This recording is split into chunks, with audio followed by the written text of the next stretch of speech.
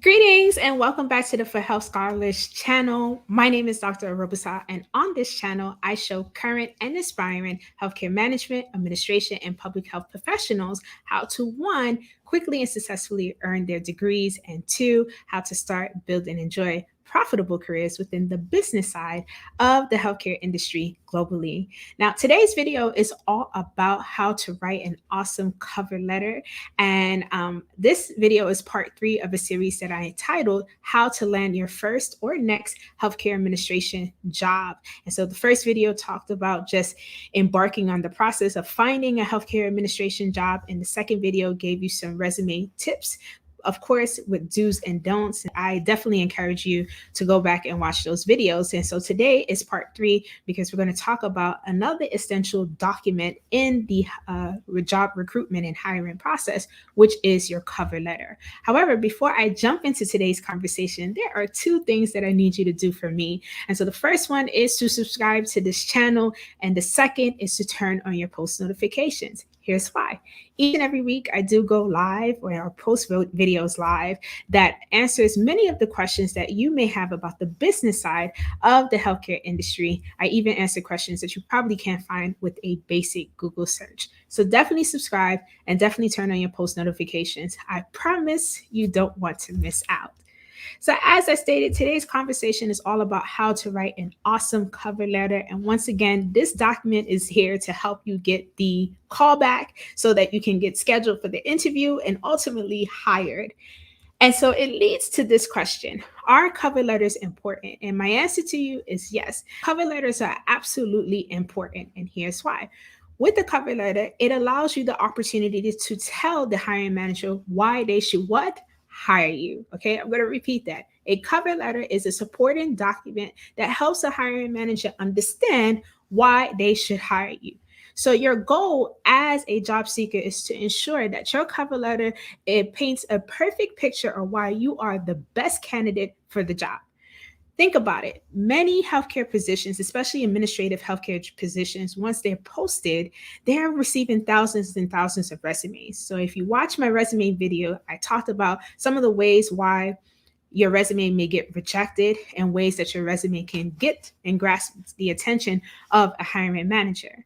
But the most important part is that you use your cover letter to continue to sell who you are as the potential job candidate. And so you want to make sure that that resume that is selling you up, it is, and once again, another document that is going to support you as a job candidate and show the hiring manager why you're the best fit for the job. And so today, if you're not sure how to write an awesome cover letter that will encourage hiring managers to call you in, I'm going to give you 5 tips to help you get started. And so the 5 tips are as follows. You want to submit a newly updated cover letter to each job, although using cover letter templates are okay, and I'll explain in a second why. Then the second tip, you want to make sure to include your contact information. The third is to include the hiring manager's name and credentials, so address the letter to a specific person and not to a general individual, but I'll talk about that shortly. Include a great opening hook, middle, and conclusion. And then the fifth tip is to include numerical data in your cover letter. So let's talk about the first tip in detail. Submit a newly updated cover letter for each job. This is key. Remember, many people are vying for the job and they're looking to apply for the specific position that you're also applying to.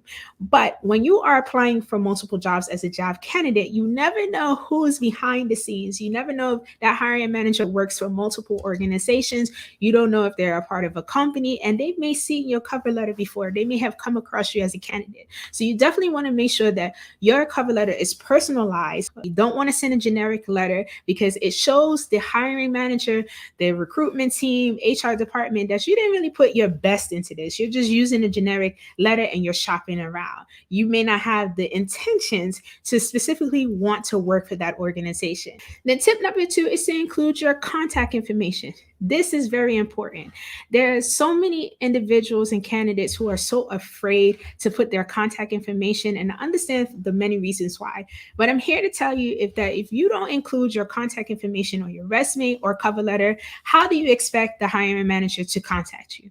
At minimum, you can give them your name, your email address, and your telephone number. You don't have to put your full address on there. You don't have to disclose your date of birth, your social security number, and any other type of identifying information. But you do need to include your email. You do need to include your name.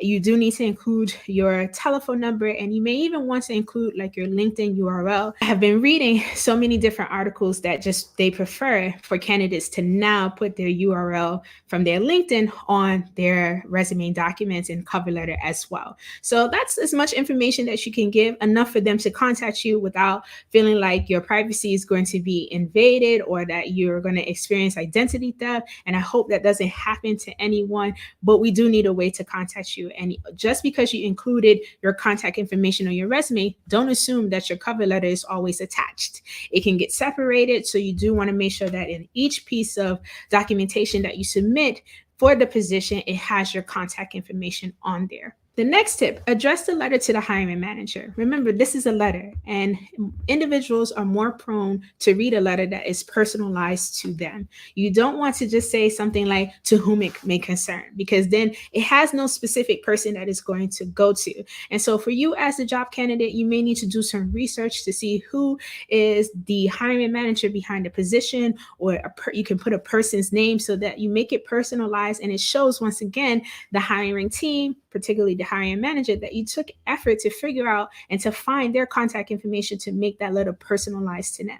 Remember, we are in a business that really focuses on person-to-person interaction and connection. And so the more personalized you make your documentation to the right person or the right people, the better off and the better chance you have your cover letter selling you, and once again, getting to the goal of getting you the interview, and hopefully from that interview, getting hired.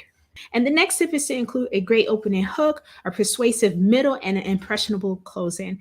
I'm going to repeat that. You want to make sure that in your cover letter, you include a great opening hook, a persuasive middle, and an impressionable closing. This is very important. Once again, hiring managers are receiving thousands and thousands of resumes. And if the applicant tracking system is there to kind of eliminate most of the bulk, but even still, what the applicant tracking system pushed through, it still may be quite a lot for a hiring manager to go through. So you want to make sure that you captivate the person who is reading your cover letter by making sure that that opening paragraph has a great hook, and that middle paragraph is persuasive and is highlighting why you are the right candidate, and that closing paragraph, it leaves a great impression, an impression that once again evokes action for that hiring manager to say, yes, we need to call this person in. And that doesn't mean your document has to be long, and this is where I encourage you to make sure that you learn how to write in a clear, concise, but comprehensive manner. Three paragraphs should make up a one-page cover letter. Your cover letter, unless asked, should not be more than one page. And that is even giving you room to make sure that you close it out with your signature sincerely and your information at the bottom, you signing it. So you do want to make sure you do that. Great opening hook. Stand out. That's the key. That's the key of any document that you're submitting in the hiring process, is to help you stand out as a candidate, so that once again they say, okay, we need to speak to the individual, the way they presented themselves, the stats that they provided, which leads into my next tip: include numerical data and stats. Every time that you are writing in the healthcare field, especially for a job position, you want to talk about numerical data. In my resume video, I told you, when you talk numbers, that grasps the attention of many hiring managers, including myself as a former hiring manager. I can tell you that when I think about my day when I was a practice manager, in addition to managing staff, navigating patient complaints, and trying to put fires out at the different departments and areas throughout the building, I also had the responsibility of now speaking with HR, them giving me resumes of potential candidates for positions that I had open. And at the end of the day, that's when I usually would review it. And after the day that I had, I really wasn't taking that much time to read each resume in depth. I would skim it, and whatever resume grabbed my attention, I put it to one pile as the yes pile, and the rest I tossed it to the side as the no. And what I found the most is that the resumes that I would always pull to the side and having conversations with other hiring managers, the resumes and the cover letters that they put to the side or the pile of yes was the resumes that the candidate did a very great job of including numerical data and stats that spoke to the industry, spoke to the position, and showed why they are the best candidate for the job. So keep that in mind. And so those are the tips that I have for writing an awesome cover letter. And to recap, you definitely want to make sure that when you're submitting a cover letter that it's personalized and includes your contact information. It addresses the hiring manager by name if possible. Sometimes you can't find that information, but do your research and do try.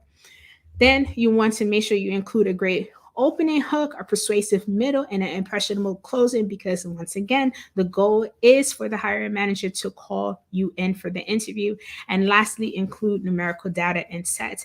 And so if you are a job seeker and particularly looking for a job in the healthcare administration, management, or public health spaces, I have written this free ebook that is titled From Healthcare Graduate to Hired. And it is a guide that really walks you through the process of landing your next or your first healthcare administration job opportunity. So we do include a resume template, a cover letter template in there. So it's really loaded with great information. So make sure you download it. The description is located in the description box. And once again, I want to thank you for tuning in to this week's episode. Definitely make sure to like, subscribe, and share this video with someone you know who knows a person who probably knows another person who's interested in working in the healthcare field and just don't know where to start. This channel is definitely for them. And so until next time, bye for now.